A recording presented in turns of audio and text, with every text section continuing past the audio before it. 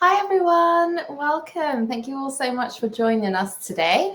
So my name's Stacey. If you're new to Quiet Connections and perhaps this is your first time attending one of our workshops, then I'll just share a little bit about who we are and what it is that we do. So like I said, my name's Stacey. I'm a coach here at Quiet Connections. We are an organisation based in Cornwall in the UK, and we support people who are quieter and who feel anxious in social situations to help them really appreciate their quieter nature and to accept and love themselves and explore all the unique ways in which they can express themselves so that they can, do the things that we want to in life. So yes, we are joined today by the wonderful Alice, who's going to be talking us through some mindfulness practices and activities. So a little bit of housekeeping just before we begin. So this session is recorded and you will receive a replay afterwards. You are not on camera or on microphone, but there is a chat feature to the side. And feel free to post any comments, any insights, any reflections you might have throughout this workshop. Share any questions as well. Alice is going to keep her chat closed throughout the session today, but we'll open up some time for answering questions at certain points throughout. So if you do have a question, then please do still share it. And is there anything else? Just a quick disclaimer as well, the session is provided for information purposes only and is not a substitute for working individually with a trained professional who understands your personal circumstances. So I think that's it from me. And if you're ready, Alice, I will pass on over to you. Great. Thank you so much, Stacey. Hi, everyone. I'm Alice. Thank you so much for joining us today for this session on using mindfulness to manage stress and anxiety. So I hope you find the information valuable. And if you have any questions afterwards that we don't get to during the presentation, please feel free to email me, alice@alicerizzi.com. My information will be on the very last slide we will get to later today. So I am a licensed psychologist in New York City, and I specialize in working with clients who are struggling with stress, anxiety, and obsessive compulsive disorder, OCD. And as of this year, I'm also a mindfulness mindset coach. So this means part of my mission that I've made is to teach people about mindfulness because I truly believe that it is a superpower and I want to share it with as many people as possible. And in my clinical work as a psychologist, I've seen just how much mindfulness can benefit individuals with stress, anxiety, OCD, depression, and just managing their emotions and how they are in their lives, that I decided to start weaving the two together. So this is a non-clinical presentation. As Stacey said earlier, it's for informational purposes only. So if you do need professional care, please seek a therapist, a psychiatrist, or a medical doctor. But I do hope that you find this information valuable and maybe you learned something that you didn't know before. Now, I've been studying and practicing mindfulness for over 10 years now. In fact, I wrote my doctoral dissertation on mindfulness. I did so much research on how people experience mindfulness, what they do with it, consequences of doing it for prolonged periods of time. And that's really when I got to see, like, wow, this is a really powerful tool. So I'm really excited to be able to share it with the public, with my clients, with all of you today. Now, I also want to say that I am a former quiet person because growing up, I really was very shy. I think as a teenager, I probably did experience social anxiety. It wasn't something that we talked about in my family or even at school. And it took one of my friends to actually bring me a book from the library to say, hey, Alice, you might want to take a look at this. Maybe some of the things here apply to you. And so in hindsight now, I could say, yeah, that was probably social anxiety. But for me, I think mindfulness really did help me manage it and get it under control in a way that it's almost useful to me now because I feel like it allows me to empathize with other individuals and know what they might be going through. Even though all of our journeys are always going to be different, I feel like there are some aspects that I could definitely relate to. And currently, I'm regularly practicing taking up more space. So even hosting workshops like this, teaching other people, that is my way of exposing myself to social situations that otherwise might make me very anxious. So thank you all for giving me this opportunity. So the agenda for today is for us to talk a little bit about the differences and similarities between stress and anxiety, to cover some of the basic treatment strategies and some coping tools that you can use on your own, to talk about how mindfulness can help you manage stress and anxiety. And then my hope is to spend a good portion of time today actually doing some mindfulness meditation exercises with you so that you have those actual skills to take away. We'll have a Q&A at the end, or like a mini discussion, depending on what questions you might have. And something important, this is a borrowed phrase from another presentation that I did, was to empathize and to personalize, meaning, you know, so many people have experienced stress and anxiety. Probably most people could say they have at some point in their lives. And yet each individual experiences are so different. And so you can empathize with other people and their experiences, and you can personalize the information to yourself. And you can ask yourself these questions of, well, what is this specific experience like for me? What do I think about it? What do I feel about it? And remember that somebody else's experience might be totally different from yours. And that doesn't mean that they're struggling more or less. It's just different. So we kind of keep these two things in mind. Empathize with others, personalize to yourself. All right, so jumping into stress. Stress is a feeling of emotional or physical tension. It can arise from any event or thought perceived as uncomfortable. It can be experienced as anger, frustration, or nervousness, so it's not always easy to recognize. And it's your body's reaction to a challenge or a demand. Now, in short bursts, stress can actually be positive. It can help you avoid danger, it can help you meet a deadline, and it creates accountability for things that are important for you in your life. Now, of course, we know that when stress is prolonged, that's when longer-term problems and issues can occur. But we want to be aware that on its own, you don't necessarily have to think it's the worst thing if some stress arises in you, or if your body feels a little tense temporarily. It's not always a bad thing. Especially when we're talking about eustress. So eustress is actually stress that we experience in relation to positive things that are happening in our lives. So getting married, moving, buying a house, having children, all of those things are things that presumably people want to have in their lives that are important to them.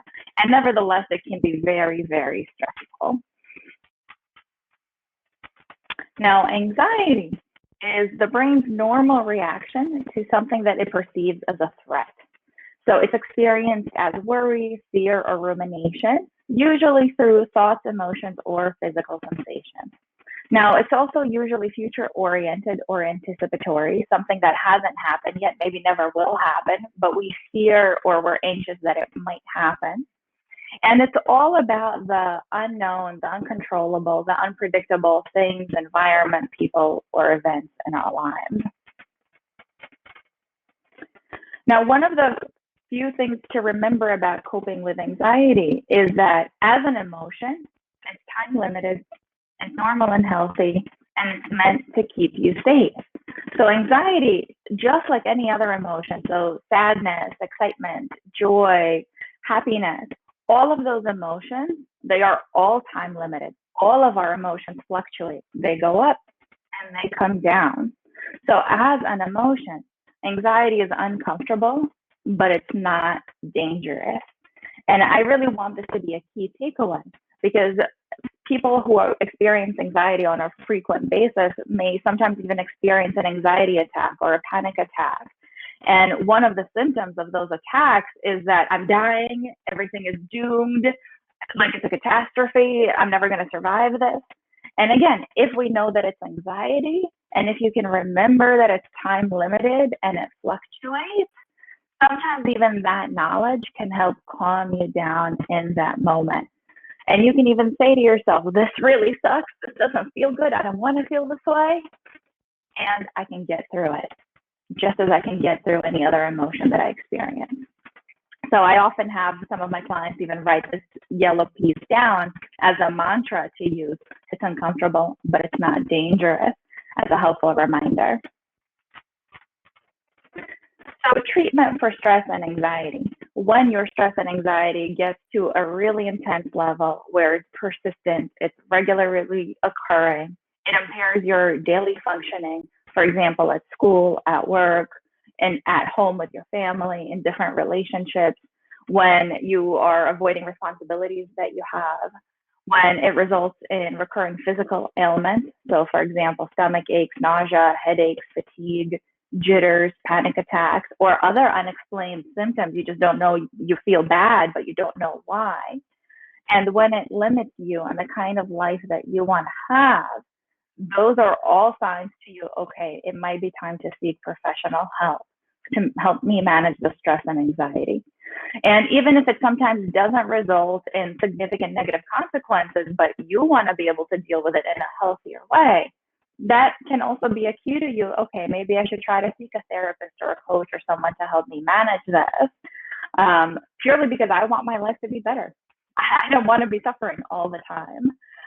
So I make that point because I don't want people to wait until the very last second until they're having panic attacks every day or every hour before they seek help. It's okay to recognize this earlier on, know that it's not how you want to live your life, and seek help sooner.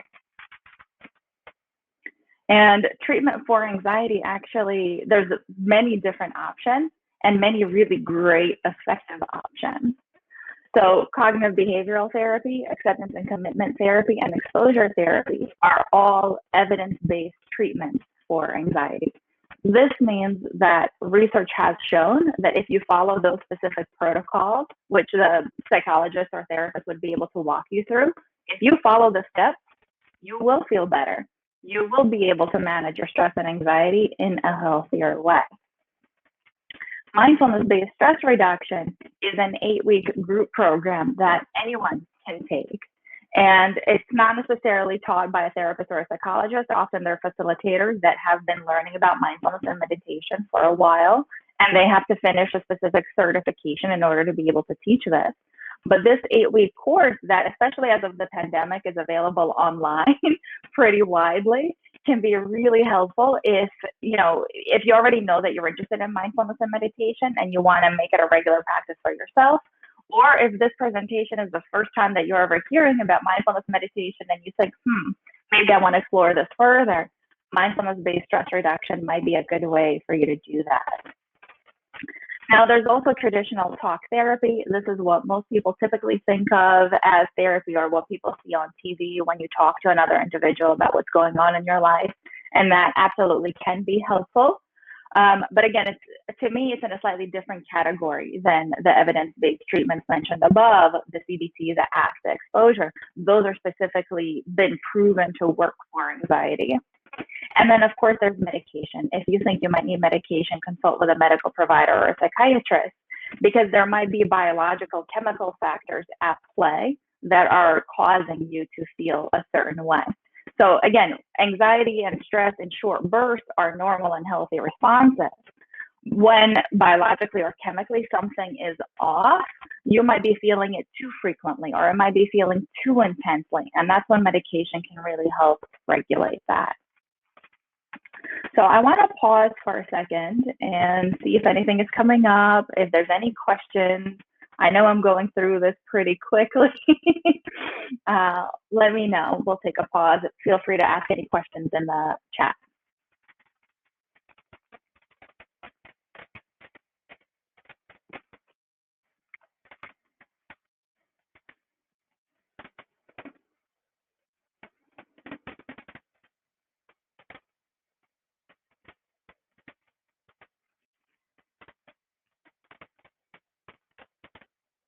All right.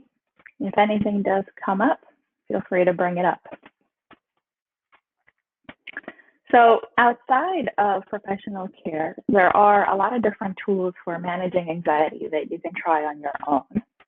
So physical exercise or having some sort of exercise routine is really beneficial and can help you manage stress and anxiety on a daily basis. Journaling is a tool that I encourage many of my clients to use. And it could be unstructured journaling, dear diary, this is what happened to me today, just to get some of those thoughts and feelings out. Or it could be more structured. So sometimes I give these 3 prompts to my clients. What am I thinking? What am I feeling? How does my body feel? And track those 3 things on a daily basis and see what you notice. Oftentimes, after a week, 2 weeks, 3 weeks, you might notice different patterns emerging. So maybe you're extra stressed in the mornings, or maybe you're most anxious before bed. Maybe you have the Sunday scaries before your work week begins. When you start journaling, you're able to notice and track these patterns, which then give you an opportunity to do something about it, to change something about what you're doing that might influence how you feel. Humor is a great way to manage stress and anxiety.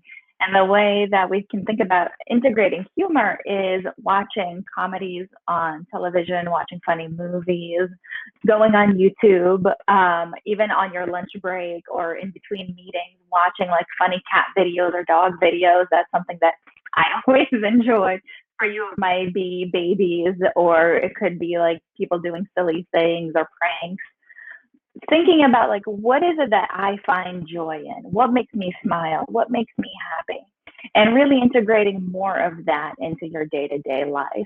Having humor breaks or fun breaks throughout your day can be essential in preventing stress and anxiety from piling up and getting to that intense level where now you need professional help.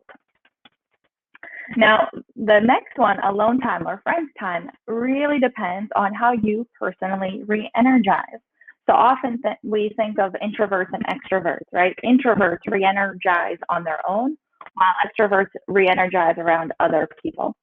So if you're more extroverted, you might find it enjoyable to go to the mall and go shopping, whether it's window shopping or actual shopping, like being around all of the people might help you re-energize and calm down and kind of feel grounded amongst other humans.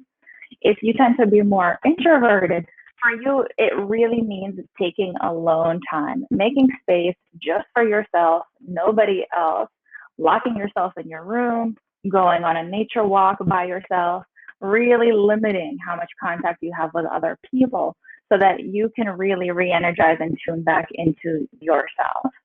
So again, journaling can actually help you figure out, okay, when I'm around other people, I get more stressed out. When I'm by myself, I feel better, or vice versa. I need to be around others because their energy re-energizes me. And these are not bad or good. It really just depends on you. So this is, again, where the empathy and personalization come in handy. Having a routine or different rituals can be really helpful for managing stress and anxiety. You know, humans are creatures of habit. We get used to doing something one way every day, and it brings us a lot of comfort. And in fact, that's why anxiety often pops up when we're thrown off our routine, right? So if every day you drop your kids off at school, then you work out, then you have breakfast, then you start work, and then one day the school is closed or the babysitter can't come, and suddenly your routine gets all thrown off, you start panicking, you start feeling anxious because your routine isn't what it usually is. And so we want to balance that. So we are going to talk about mindfulness meditation, and mindfulness actually can help you be more flexible and adjust to situations more easily. But even knowing that, okay, I know I like my routine, and so it's good to have one. And if my routine gets thrown off, it's not the end of the world. I can readjust. I am resilient. I can figure out what to do in this situation, even if it's unpleasant. And as far as rituals, here we're talking about little mini rituals throughout the day. So, for example, some people really enjoy their morning tea or coffee ritual. When they make their tea or coffee first thing in the morning, maybe everybody's still asleep, and it's just them and this cup of hot liquid that smells delicious, feels warm.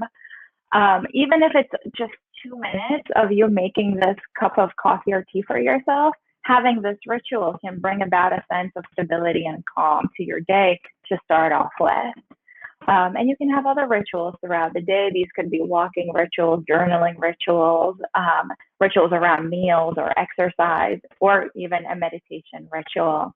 You can play around with this and see what you find soothing and make time for it on a regular daily basis. It looks like there's some chatter popping up. So I don't know, Stacey, do we want to take another pause? Are there questions coming up? Moment, I was just sharing some of the journal prompts that you mentioned that could be quite helpful for people, and just sharing that quiet mornings alone are my favorite. I love to start my day just, coming downstairs, no one else is around. I do make myself a nice cup of tea. I tend to get a book or something, or I do some knitting or crocheting, and that's how I like to start my day, quite peacefully. So like my favorite way to start. Definitely fantastic for the rest of the day. Yeah, for sure. And it's okay for your routine or ritual to change as well, right? I know for myself, last summer, especially like a few months into the pandemic, I needed a really strict routine for myself.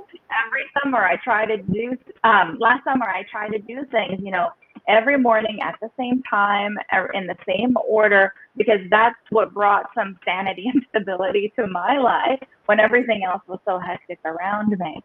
And then the more I got used to, okay, we're still in a pandemic, my routine started changing a little bit. And maybe I took something out, maybe I put something new in. So it's okay to play around with it, and it's okay for your routine or your ritual to change. But it's really just about finding, again, like what brings me that peace, calm, and joy in my day. Can I integrate more of that into my life? There's a comment here from Ellie saying that she always values time taking a shower and a bit of an isolated, quiet space. So that seems to be one of her ways of taking that time for herself. Absolutely. And what many people don't realize is when they take that time to themselves, your brain does get re-energized. Your creative juices start flowing. And so you probably had this experience where as soon as you go into the bathroom or the shower, you start getting bombarded with different ideas and, this project and this project and this cool thing and that cool thing. And suddenly I know how to fix my entire world's problems, right? Because when you give your brain that space to breathe, right, magic happens. And this is why we emphasize self-care so much and refueling yourself. You really do need that time to yourself. It will help you be that much more productive later on. And it will help you kind of stave off like those intense moments of stress and anxiety. There's a question here from someone called Susan. I don't know if you want to answer it now or if you want to save it till the end, but she's asking, I've been unable to sleep due to uncertainties in my home life. Do you have any tips? Yeah, so this is a pretty common thing that happens. And again, there's a lot of different things that you can do. I'm actually going to talk about a really specific exercise that you could do here, which is the what if game. But again, if it's occurring daily, maybe doing some journaling before bed, figuring out what are the specific uncertainties, are there specific patterns that keep coming up, or is it different day to day? But the what if game can help you get unstuck from the worry loop, which for some people does occur every night before bed. For other people, it happens midday. For other people, they wake up with a lot of these worries. But what can happen a lot when we get into a worry loop is our mind goes from one what if to another what if to another what if to another what if, never really playing out any one of those scenarios. And it's almost like we keep revving ourselves up with anxiety, making it worse because there's so many catastrophic outcomes we can possibly think of. And so when we're doing the what if game or the what if exercise, we're really breaking down each scenario at a time. So what would actually happen if X, Y, Z? And then what would happen? And then what would happen? What is the literal worst case scenario that could happen? And if it did happen, how would you actually cope with it? When people get stressed and anxious, they oftentimes overestimate the probability of negative consequences occurring, and they underestimate their ability to actually deal with those negative consequences. So if you had maybe a bad meeting at work, you might start thinking, oh, what if my boss calls me into his office? What if he wants to talk to me about my performance? What if I get a negative performance review? What if I get fired? How am I going to support my family? Where is the money going to come from? My children are going to starve, right? And you see all of these catastrophic thoughts. But if you take it one scenario at a time, right? So what would actually happen if your boss called you into his office? Okay, maybe he would like to talk to you about your performance. What would happen then if your boss wanted to talk to you about your performance? Okay, what if maybe there was a major mistake and at some point you do get fired? Yeah, that would suck a lot and there would be a lot of other negative consequences. But how would you actually cope with it? If you got fired, does that mean you would never work again in your life? Does it necessarily mean that you and your family would starve? Or are there maybe some options in between, right? Are there other family members that you would be able to talk to or go to for support? Are there any friends that could help you? Do you have any other work connections, right? So when you give yourself time to actually unravel these what if thoughts, you'll actually realize, okay, I do actually have support here. I am resilient. I have gotten through tough situations before, and I can probably figure a way to make this work, even if it's not the ideal outcome. People often jump from it's not ideal to it's the worst thing ever.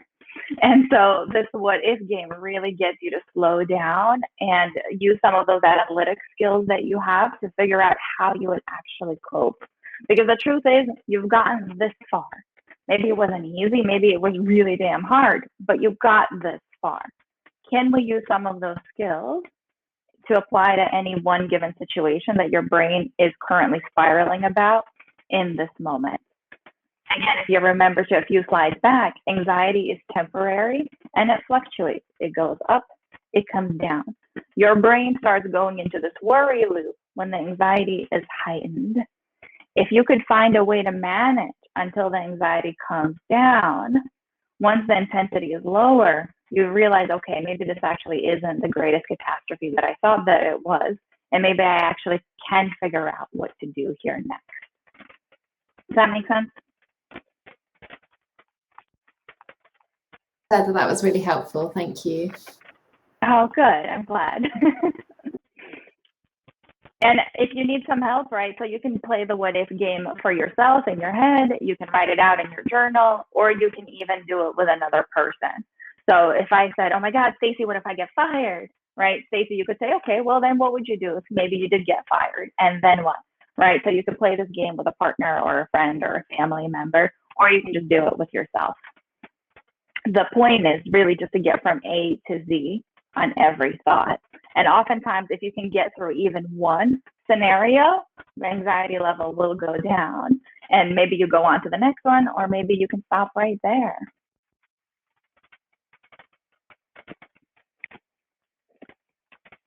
So when we're feeling anxious, the natural desire is to avoid. This is the brain's safety mechanism, right? Because again, anxiety is the brain perceiving there's a potential threat here.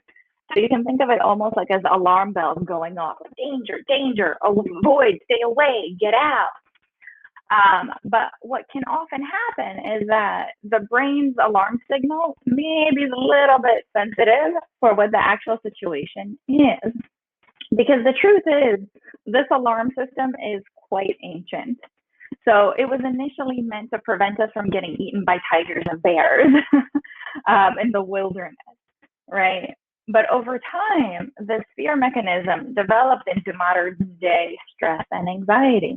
So that when our boss says, I need to talk to you, the same alarm bells go off as if you saw a bear out in the wilderness. And you might think, well, those are quite different situations. And yes, they are. But the brain's response is almost identical. The same alarm bells go off. And so if you saw a bear in the wilderness, sure, you might want to run, you might want to get a shotgun, whatever it is to try to protect yourself.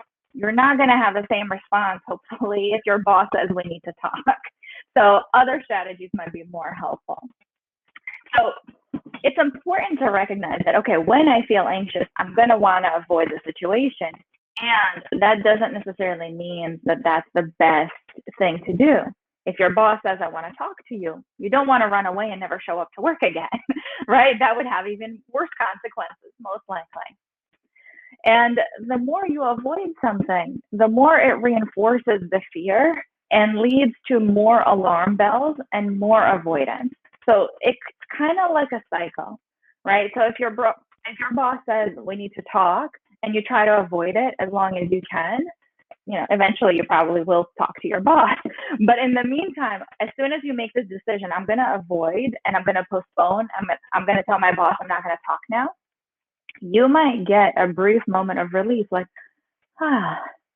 And even in that 1 second that you realize, oh, I don't have to deal with this right now, and you feel relieved, that tells your brain, okay, wow, phew, you just got away from a really dangerous situation. That was a good action on your part.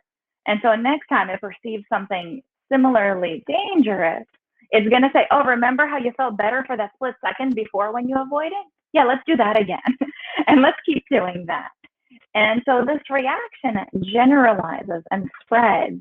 And oftentimes that's how people can often go from like one anxiety-provoking situation that occurred to always avoiding everything, right? So for somebody, for example, who's socially anxious, maybe it all started from not going to the school dance, and now they're so anxious that they won't leave the house. It spreads from, oh, well, I felt better when I didn't go to the dance, nobody made fun of me, to, well, if I just stay at home, I never have to face anyone, and nobody will ever bully me, and nobody will ever make me feel bad. I'm safe here in my home. Of course, what's the problem with that? You really limit your life this way. You get backed into a corner where you're making it your life's purpose to just avoid feeling this unpleasant emotion that isn't actually dangerous. And instead, you're missing out on all the life that is out there just because you're trying to avoid. So to counteract and break free from this anxiety loop, you want to learn to approach when appropriate, right? So if there actually is a bear out in the wilderness, nobody would expect you to go and approach it and try to fight the bear.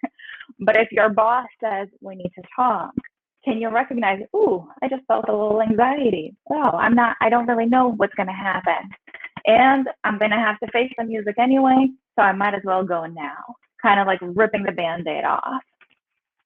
And the more you learn to approach these anxiety-provoking situations, the more your brain actually learns that maybe the situation isn't as dangerous as I thought it was. Maybe I actually do have the tools to face it. So if you're worried about going to a school dance, but you encourage yourself to go anyway, maybe you end up actually having a good time.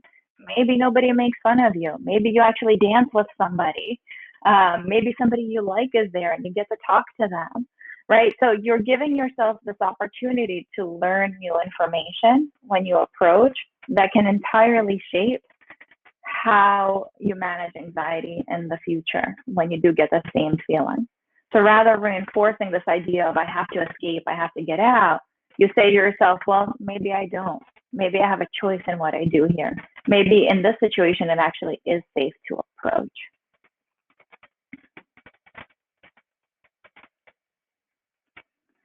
Okay, so mindfulness is actually one of those things that helps us approach situations more and even be able to evaluate objectively whether a situation is actually dangerous or safe.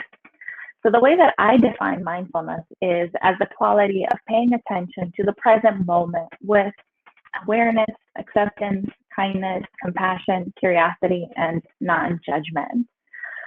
In my research studies, in my practice, in my work with clients, these are the factors that I noticed came up over and over and over again. Now, awareness and acceptance often are factors that most people think of as like, oh yeah, mindfulness is being aware. But what they don't realize is that these other factors are just as important. Because if somebody is playing a video game, they could be hyper aware of everything that's going on in their video game, but they would be totally oblivious to maybe mom walking in the background or asking them a question. Right? So that's not true mindfulness. It's not awareness of the present moment or the environment that they're in. That's just awareness. And so when we're cultivating these mindfulness skills, we want to keep all of these factors in mind. You want to show up in the present moment with kindness, with compassion, being curious, asking questions. So thinking back to some of those prompts, what am I thinking? What am I feeling? How does my body feel now? Right now in this moment.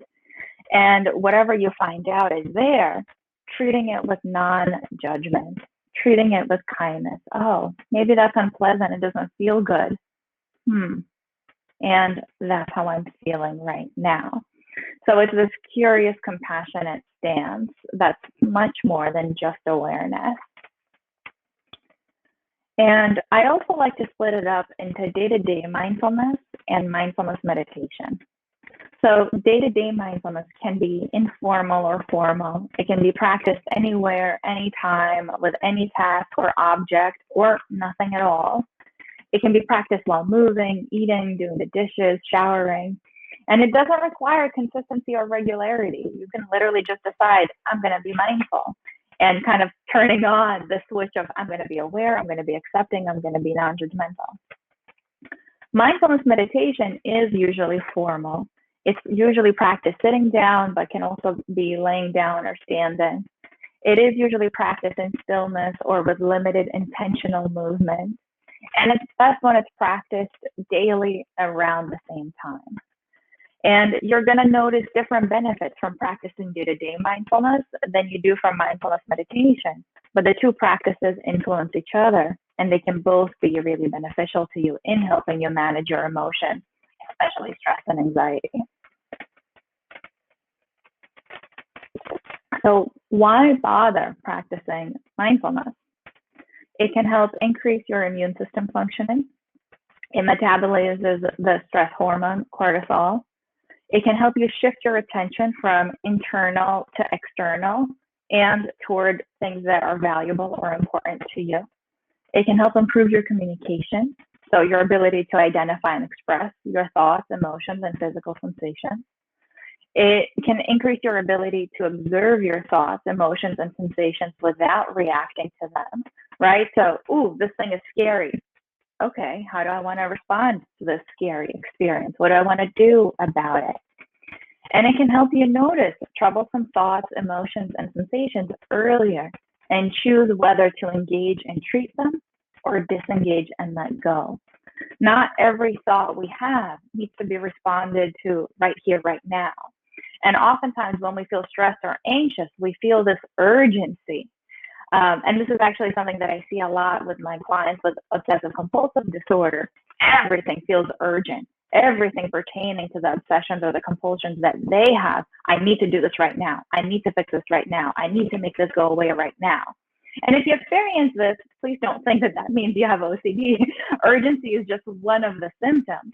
But when you're feeling anxious, it's going to feel urgent. I need to make this go away. Once again, that's that natural desire to avoid. But the more you avoid, the worse the outcome usually is long term. So mindfulness actually helps you approach, helps you be curious, and helps you do it non-judgmentally and with compassion toward yourself and others that might be around. Can I jump in with a quick question, Alice? Yeah, of course. So Haley was curious why it's best to practice the meditation at the same time each day. So the regular practice, that's kind of like what we were talking about in terms of having a routine or a ritual. It gets our mind adjusted to, this is when I do this one practice. And it just helps create like this zone of comfort for you. And it helps you have this sense of control, right? So remember, anxiety is all about discontrol, unpredictability, uncertainty. So when you know that, okay, well, every day at 9 a.m. or before breakfast, I'm going to do my mindfulness, I'm going to do my meditation, it helps bring back some of that control into your life. So much of our life is out of control, is chaotic, is unpredictable. Anytime that we can create a practice that is within our control, right, you're going to have some sense of stability and calm around it. So that's not to say that you can't meditate at night one day and in the morning the next day, but you're choosing to do so with intentionality. So most people that do have a regular meditation practice have found a time of day that works for them, and they do it at that time every day. You can totally experiment to figure out what you prefer.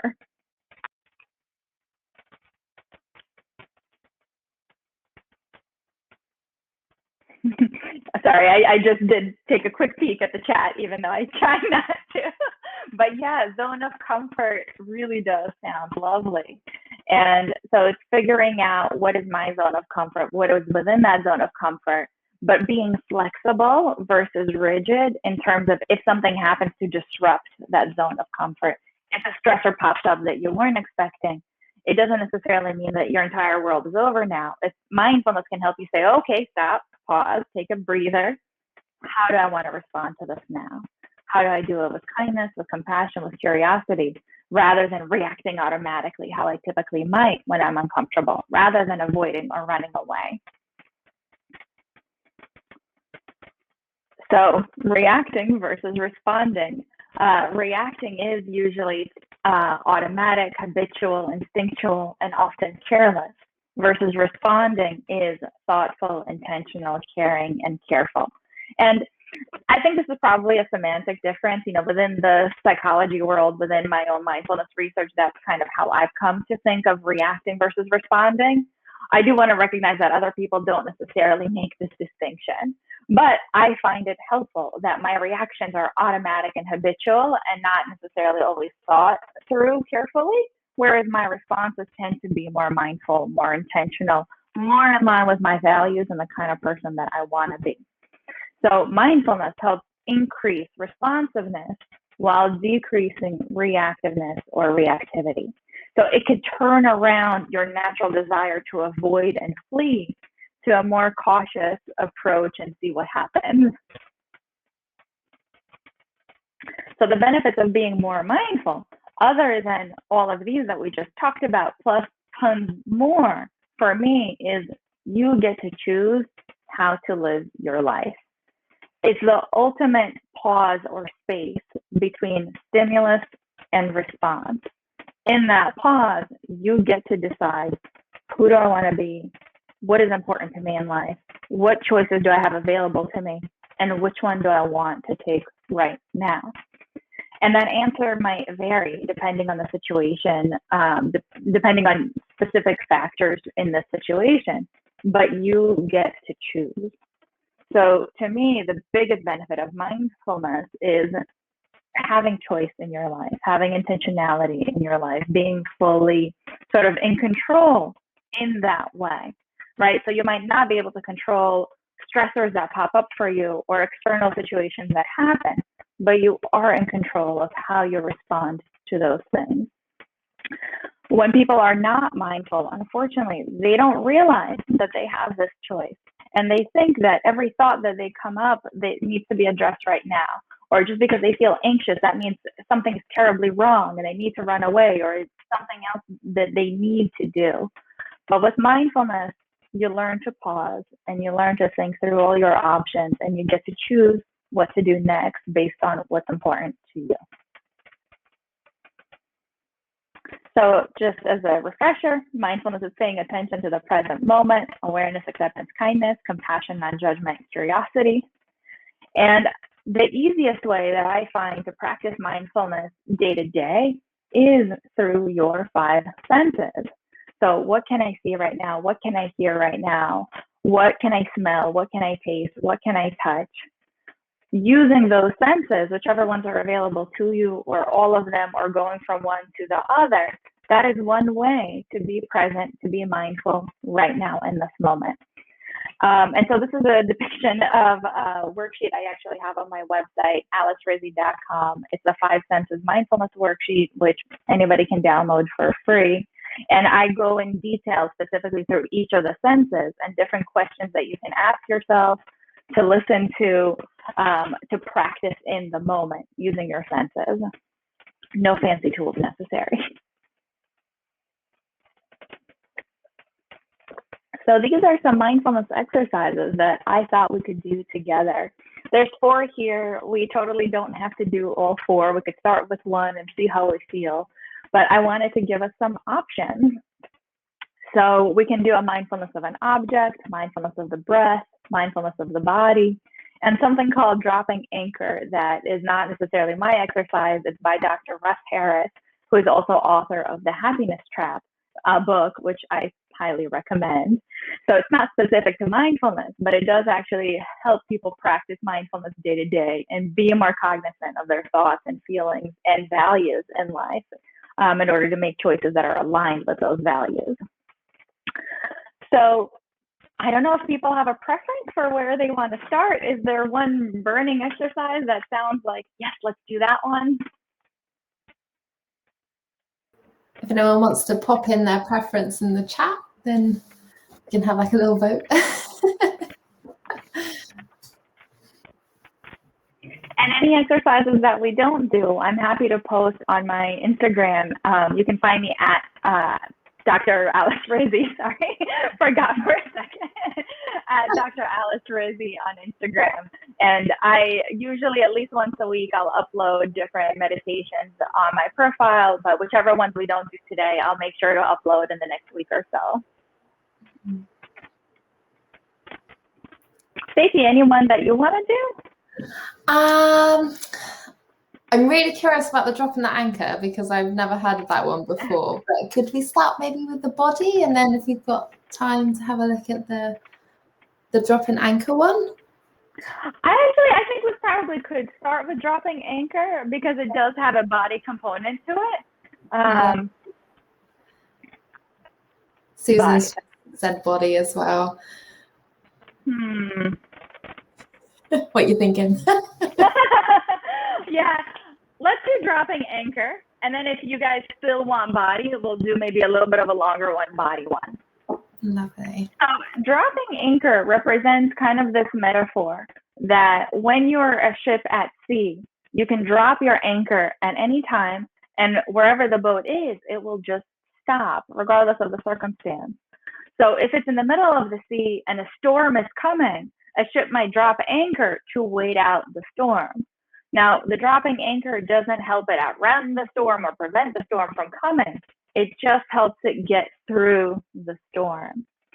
And the ship can just as well drop anchor when it's docked. And there doesn't have to be a storm. There doesn't have to be any rain. It could be a perfectly gorgeous day, and the ship could still drop anchor and stay still wherever it is, right, to make sure that the boat doesn't float away. So dropping anchor quite literally keeps us grounded. And so Dr. Russ Harris came up with this acronym called ACE, A-C-E, that stands for acknowledging your thoughts and feelings, contacting the body, and engaging with the environment. And so when we engage in the dropping anchor exercise, we are practicing those things, being aware and acknowledging thoughts and feelings, contacting the body, engaging with the environment. So anytime that I lead a meditation, I think it's important to emphasize having a healthy body posture. So wherever you are, if you're seated, having your feet on the ground, or if you're sitting cross-legged, that's fine, but feeling that stability of your seat wherever you are. Having your shoulders rolled back and straight, having your head above your shoulders. And you don't want this to be painful or uncomfortable, but you want it to feel alert. This puts the body in an alert, healthy position that it could sit in for a few minutes. So if you feel comfortable closing the eyes, otherwise averting the gaze downward, and beginning by taking a couple of deep breaths. Inhaling through the nose and exhaling through the nose or mouth.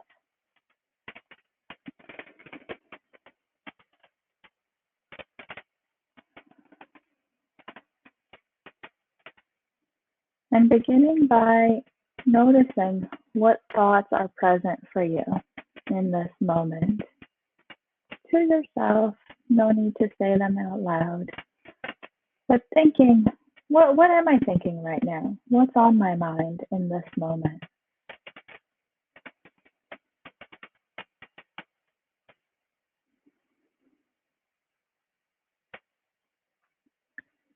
And as you're noticing these thoughts, we're not judging them in any way.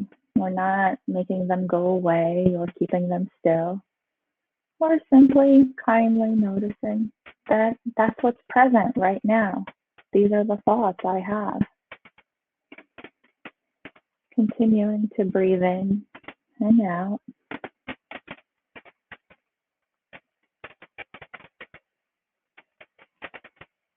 And as you're paying attention to your thoughts, noticing if any emotions arise.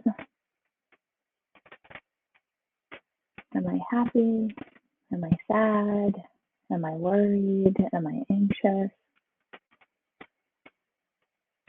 Checking in with yourself and seeing, how do I even know that this emotion is popping up for me?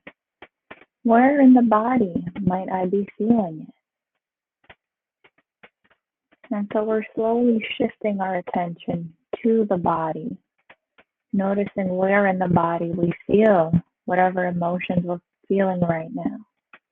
Is it in the chest? Is it in the stomach? Is it in your back? In your throat? Noticing where the emotions are present and what they feel like right now. And again, with compassion, with kindness, with non-judgment. This is how your body is feeling, and it's okay. Continuing to breathe. Noticing the contact points between your body and the environment. So feeling your butt on your seat cushion, feeling your feet against the carpet or your shoes, feeling your back against the chair, your hands on your lap or beside you. What other contact points are you feeling right now in your body? Gently moving your body around, slowly, wiggling your toes, wiggling your fingers, becoming really present in your body right now. And gently blinking your eyes open and starting to look around a little bit in your environment, engaging with your environment, noticing what can I see here right now? What's present right now? What colors can I see? What patterns are there? And what is the relation between me and these different things that I could see? What is the space between us like?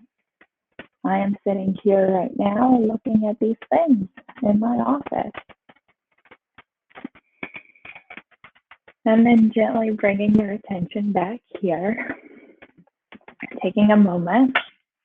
If you have some water, I always like to drink a little bit of water or hydrate after these types of exercises. Now, the way that Russ Harris does dropping anchor is he actually likes to run through these a couple of times. So after engaging in the environment, he'll go back to, okay, closing your eyes again. What thoughts are present now? What emotions are present now? And depending on how much time you have and how anxious you might be feeling, you might want to do this several times for maybe 5 minutes, 10 minutes, 15 minutes. When I do this, I usually do it once a little bit slower, just kind of like we did now, taking maybe 3 to 5 minutes to do it. So I also always think that it's important to check in after a mindfulness exercise. If you're doing it with other people, checking in with others. If you're doing it by yourself, checking in with yourself. So what was this exercise like for you? If anybody wants to share, what did you notice?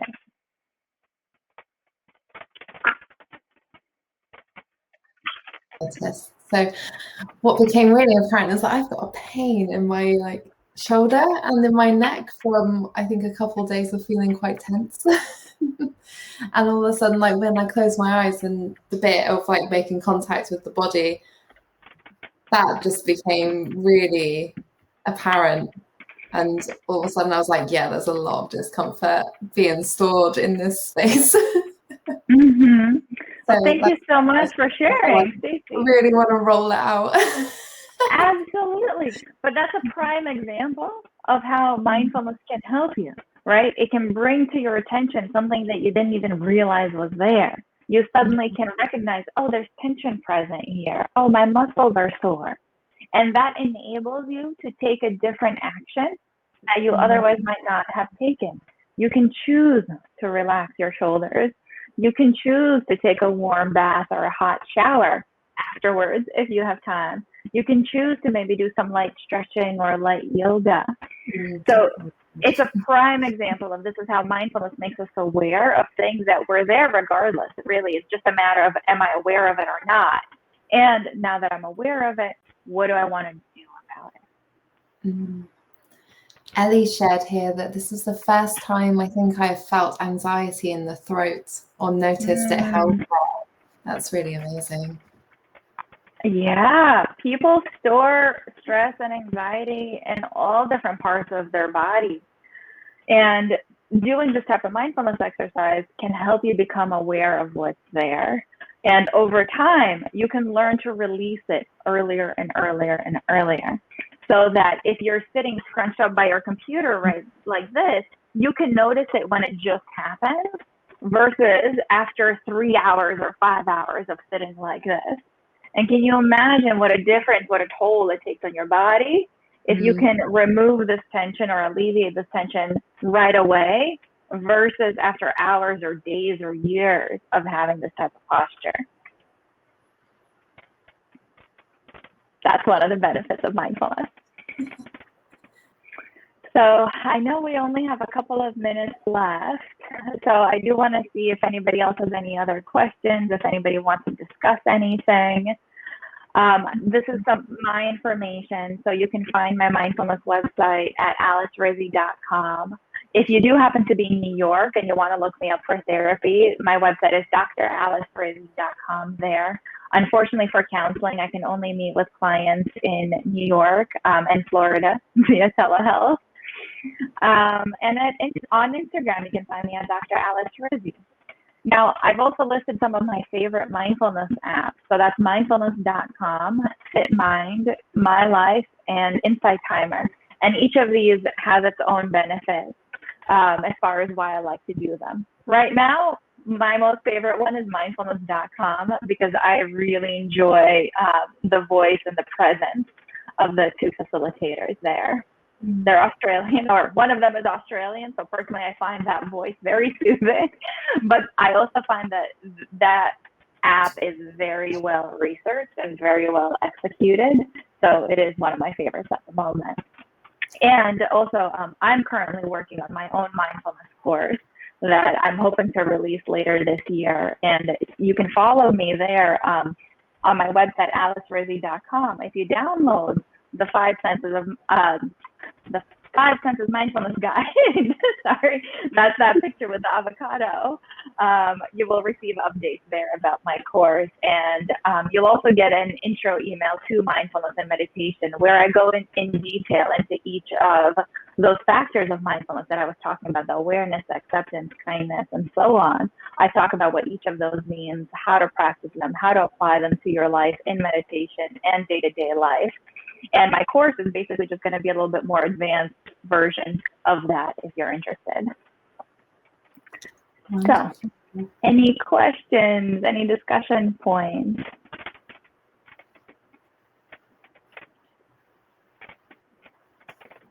Ellie's just saying she's looking forward to having a look at that. I think that was such a wonderful workshop.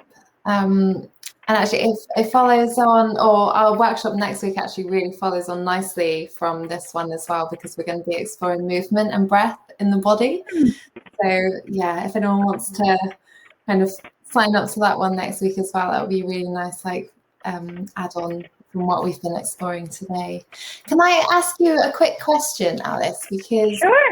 I know that for me, it took a really long time for me to actually be able to start really practicing mindfulness. There was, I think, a lot of discomfort there when I initially first started doing it, and it was like, no, this doesn't work, it's not working for me, and all those types of things. Like, do you have any tips for someone if they're very new to doing meditations or doing these mindful practices on a daily basis, as to how to actually approach that initially? Like what's some of those first steps for a person to take? Mm-hmm. Yeah, that's a really great question. And it's a really common experience. A lot of people, when they first start meditating, they think, I'm not doing this wrong. This won't work for me. I don't feel anything. Because there's this impression that if I meditate, I'm going to feel better right now. But it's a little bit of a myth or a misconception, because there is no feeling better right now. They're just learning to recognize whatever you are feeling right now, and then learning to respond to it however you choose to. So I would say if somebody wants to have a regular meditation practice, is picking a time of the day that they feel like they can be consistent with it, and picking an amount of time that they feel like they can be consistent with it. So to many of my clients, I say, start with 1 minute, start with 30 seconds, start with 2 minutes. Whatever time you know you can commit to every day, start with that amount of time. And you can always increase it later on. You can take it to 3 minutes, to 5 minutes, to 7 minutes. And I think it's also a misconception that in order to see benefits or like the effects of meditation, you need to meditate for an hour a day. There's never been a time in the last 10 years where I meditated for an hour, because I'm just not about that life. What I find works for me is I do 10 minutes, more or less, every day. Sometimes I do 5 minutes, sometimes I do 20 minutes. But for the most part, I found that 10 minutes a day kind of gives me what I need. And that's that personalizing component. What you need, what you get out of it is going to be different for every single person. So see how you feel, play around with it. Sometimes it's a matter of finding like the right guided meditation, finding the right person whose voice you can listen to every day, or having several different apps so that you never get bored with it. And every day you try something new and different. This is why I like to give people multiple exercises so that they figure out what works best for them in their life. I love that. That was really helpful. Yeah, amazing tips. And thank you. I always think the best thing for anyone, like you said, is to find what works for them. It's like the best advice anyone can get. Yeah, and mindfulness is also just one type of meditation. So it is my favorite type of meditation, but there are other types of meditation. The reason I really like mindfulness is that there's no way to do it wrong. You know, if you're noticing that you're feeling really anxious and you're having a lot of worry thoughts, then you're mindful of the fact that you have a lot of anxiety right now and a lot of worry thoughts are popping up for you. That doesn't mean that anything bad is happening. It doesn't mean that you're doing it wrong or that it doesn't work for you. In fact, you are mindful of this fact. This is your current situation as it is right now. And so that's why we learn to approach it with that non-judgment and curiosity. Sometimes people expect to feel better right away. So if they feel anxious, they think, well, if I do a meditation, I should feel better. But that's not how mindfulness meditation works. It brings awareness to your present moment right now. And sometimes the present moment sucks. And sometimes you just need to learn to tolerate it and get through it, because people experience some really tough moments. But the question is, how do you want to experience it? How do you want to get to the other side? Do you want to be frazzled and panicked and catastrophizing the entire time? Or do you want to be aware and kind and compassionate with yourself, knowing that one way or the other, you're going to get through? And again, mindfulness gives you that space, that choice to respond in whatever way is aligned with you. That's beautiful.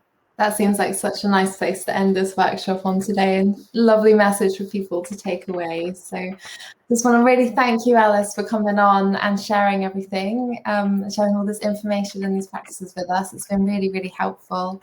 And thank you to everyone also for joining us today. And I hope that you've taken some really useful tips away with you and some things to practice. Thank you so much for having me. And thank you all for joining. And feel free to reach out to me through my website, through Instagram, and if you have any questions. Lovely. Okay, right. Well, I hope you enjoy the rest of your day, Alice. I know you're in the morning over there in America. And for anyone here in the UK, enjoy your evening. And yes, hopefully we will see you again soon. Thanks. Bye. All right, lovely. Bye, everyone.